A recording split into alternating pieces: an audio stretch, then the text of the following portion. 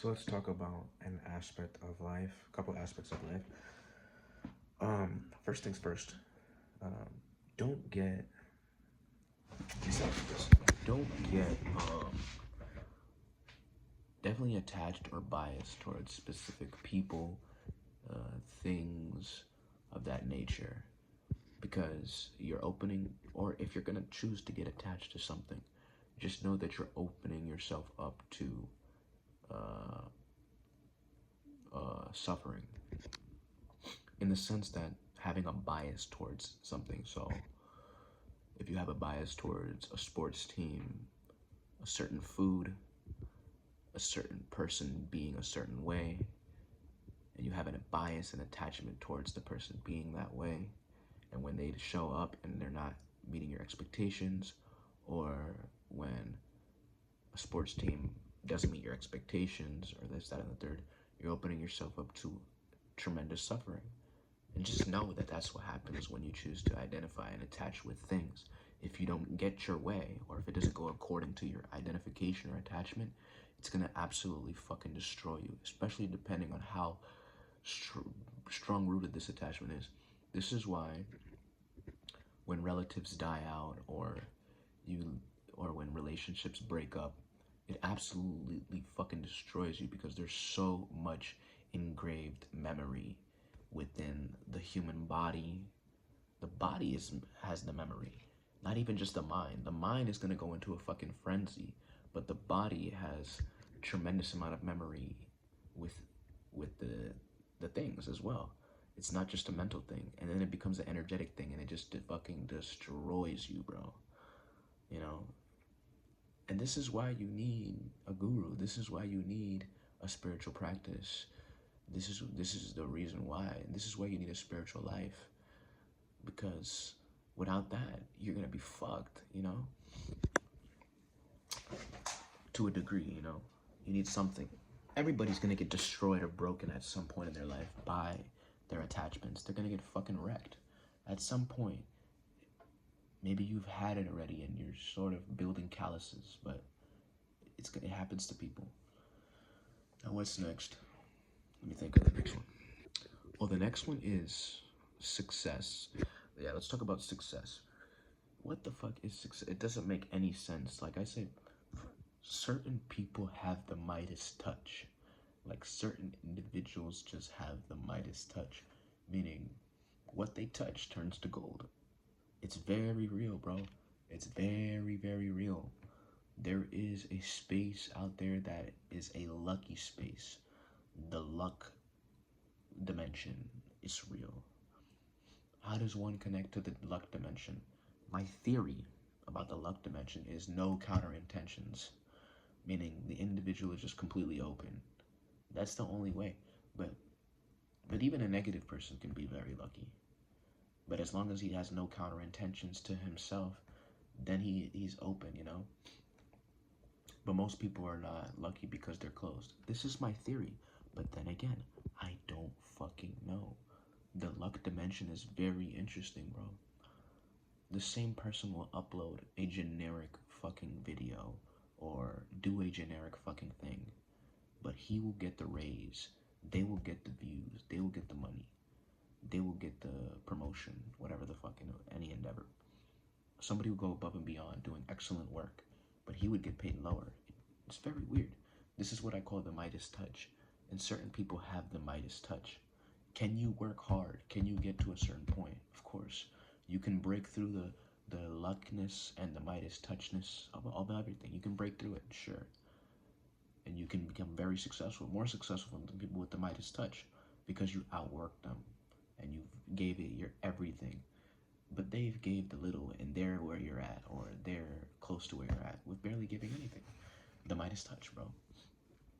Some people have the Midas touch. This is real. Is it an excuse to not work? Let's even debate this working thing. The working thing is a Midas touch thing as well. To be able to work and do something with a certain fluidity in yourself, a certain lubricant in yourself, where you do something and you don't pick up any fatigue or any combustion. It's just smooth soaking, flowing through the activity. That's Midas touch as well. It doesn't have to do with results, but this motherfucker is unscathed by anything that he does. That's a Midas touch as well. So there's two elements. You can call it, you can say, okay, that's just an excuse. People get lucky. It's just an excuse for you not wanting to do work. Okay, some people have the Midas touch when it comes to doing work as well. Why do you need 8 hours of sleep? Why do you need 10?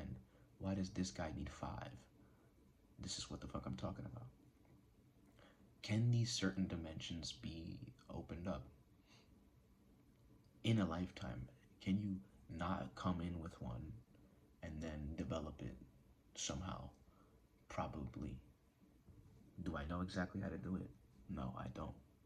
But can it be developed? I'm assuming so. Will you be better than the person who has it? You probably can get to the same level, but certain people were born into that type of Midas touch. That's what I have to say about that. In terms of success, it makes no sense. They have balls of steel. But I'm more open, I'm getting more open, and I begin to sort of understand it. That the Midas touch, whether you become lucky, super lucky, in whatever way, maybe you're a good speaker, maybe you're just good aura, or whether you become lubricant in the Midas touch, it's definitely has to do with having no counter intentions within yourself, meaning not beating yourself up or not getting attached to the beating that your mind constantly puts or whatever. You have to create a distance. It's true what Sadhguru says. You have to create a distance between you and the mind, between you and the body, in order to be away from the mess. It's so deep because you can reach a meditative state, but still the person doesn't want to do because the energetic imprint is so fucking strong in terms of the Midas luck, the Midas touch. Some people's energetic imprint is so strong that they're blessed in every fucking thing that they do. They're just blessed. Their energetic imprint is so fucking strong. It has nothing to do with mentality. Just the energy itself. It's just so lucky. It's so effervescent, whatever the fuck you call it. It's transformational. People notice it. It's different. You do something, and it becomes a crazy thing of massive success very quickly. Your ability to focus, your ability to reap the results. You can focus, but the results you reap will be magnified.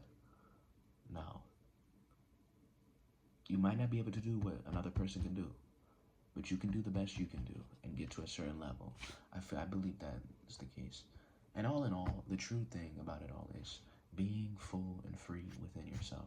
If you get to a full free state within yourself, that is the ticket. I'm yapping now. Everything I say really doesn't have any meaning. You have to put it into application. But the true thing is getting to the center of the being free from needing anything, from any identifications, from needing to be right, from needing to be wrong, from needing to be a certain way. You get to that state where you're just straight free and you don't need anything. You know, you're okay with suffering. You're okay with joy. You know, you're just whatever. Let it happen. Let whatever happens, happens. That type of mindset is big. Most people can't do that. Oh, I need my way to go this way. Oh, I'm sad, I need to be happy. Oh, I'm this way, I need to be like this. This is what the fuck is going on 24/7, the moment you wake up, the moment you go to sleep. Always expecting something to be a certain way. You're never free. You're never free. If you can free yourself from that, then you get closer to that Midas touch. And all you need to do is spark it at least one moment in your life, and it will change your life. That's my theory. One last topic, make it quick. Parents and stuff. Parents have an ability to place expectations on their kids.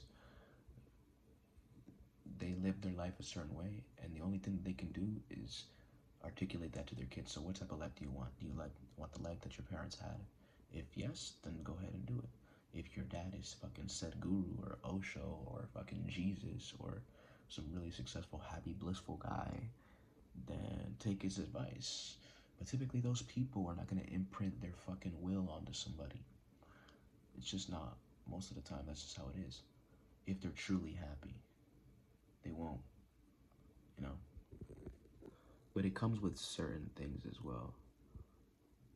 Those people will give you a they'll allow you to do what you want with that base, you know?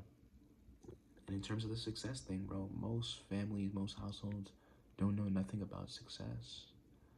They're so comfortable in their lives, they don't know that the shit could be taken away just like that. Your life could be gone tomorrow. Your job could be gone tomorrow. Somebody can rob you. You can lose your life. You can gain an injury. Why are we so worked up about what somebody does of career? It's survival. That's the one aspect I'm very confused about, which is survival aspect of life. Most people are in survival, trying to figure out how to make a living by doing something they enjoy to do, not by doing something that they fucking have to do. They're trying to reach that other upper echelon of life where they can do something for the joy of it, not because it's money. And it doesn't, I don't know, that's all I have to say. And I'm gonna end this by saying, I don't know. I'm very confused. And I don't think I'll ever know. And I'm not really here to know and be the knower. In terms of like knowing things, I don't know anything. I don't know how any of this works. These are just theories. And that's all I have to say.